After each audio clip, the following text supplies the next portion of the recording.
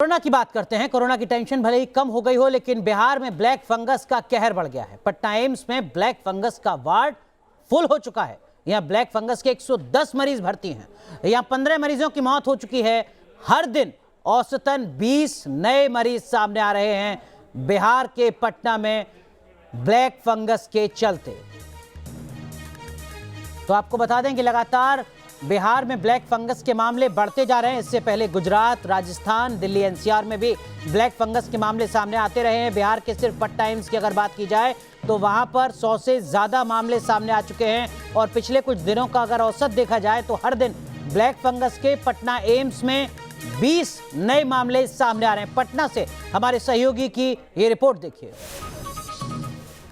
बिहार में black fungus के मामले रुकने का नाम नहीं ले रहे। स्थिति यह है कि पटना के एम्स में तमाम वार्ड फुल हैं। और सिर्फ पटना के एम्स नहीं, बल्कि बिहार में जो बड़े अस्पताल हैं वहां पर ब्लैक फंगस के मरीज इतनी बड़ी संख्या में आ रहे हैं कि वार्ड फुल हो जा रहे हैं। खास बात यह है कि अब जो मरीज आ रहे हैं उनमें कॉमन सिम्टम्स क्या हैं, क्या कॉमन ऐसा है जो कि तमाम मरीजों में देखा जा रहा है और किस तरह के लोगों को ज़्यादा से ज़्यादा ब्लैक फंगस हो रहा है। हमारे साथ डॉक्टर प्रशांत सिंह हैं जो एम्स के सर्जन हैं और साथ में ब्लैक फंगस के नोडल ऑफिसर भी हैं। सर, ब्लैक फंगस के केसेस लगातार बढ़ते जा रहे हैं। जी हाँ, हाल फिलहाल में पोस्ट कोविड में ये सेकेंड वेव के बाद हमने ये पाया कि ब्लैक फंगस के केसेस लगातार बढ़ते जा रहे हैं।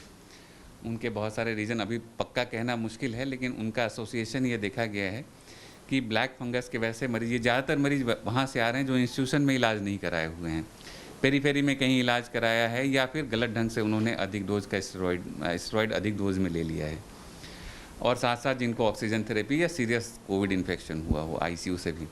तो ऐसे केसेस हमारे पास बढ़ते जा रहे हैं। आज के दिन में हमारे पास लगभग 110 मरीज़ अब तक आ चुके हैं और उनमें से 10 के लगभग ठीक होके जा भी चुके हैं। लेकिन ये भी देखा गया जो सीरियस मरीज़ हैं जिनमें ये फंगस दिमाग तक जा चुका था, उनमें लगभग 15 केसेस हमने लॉस्ट भी किया है और आज हमारे बीच नहीं रहे। सर, ये जो आपने कहा कि पेरीफेरी पर, तो ये कहने का मतलब ये है कि जिन लोगों ने नॉन प्रैक्टिशनर से, क्वेक से, या जिन्हें हम झोला छाप कहते हैं, मतलब इस तरह का मेडिकल प्रैक्टिस उन लोगों ने कोरोना के समय करवाया अपने ऊपर, जिसके कारण ये फंगस का ज़्यादा केसेस उनमें देखने को मिल रहा है।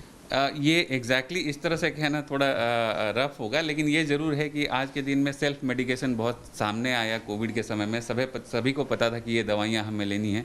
उनमें स्टेरॉइड का नाम बहुत ज़्यादा उछला, जिसकी वजह से कुछ लोगों ने कुछ ज़्यादा डोज में स्टेरॉइड लिया, लंबे समय तक स्टेरॉइड लिया, क्योंकि ये स्टेरॉइड जो है हमारी इम्यूनिटी को घटाता है। नॉर्मली ये फंगस हवा में मौजूद है और हमारे बीच में अभी भी है, लेकिन हमें ये इन्फेक्शन नहीं होता है। लेकिन जैसे ही हमारी इम्यूनिटी नीचे होती है, चाहे वो स्टेरॉइड की वजह से हो या वायरल इन्फेक्शन की वजह से हो, तो ये पनप जाता है।